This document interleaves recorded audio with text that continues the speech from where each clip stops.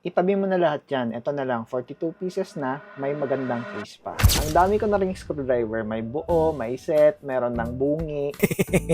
At meron din namang natitirang matibay pa pero kalat-kalat na. Kaya ito, puro set at may case na yung kinukuha ko ngayon. Kagaya nitong Oraya, 42 pieces na to. May magandang case. At hindi lang basta case yan dahil may kanya-kanyang slot yung bawat bits niya. At may mga label na rin para maibalik mo sa tamang lagayan nila. At ang isa ko pang nagustuhan, itong unique na magnetic ratchet na to. Hindi na masakit sa pulso kakalusin at tighten ng screw.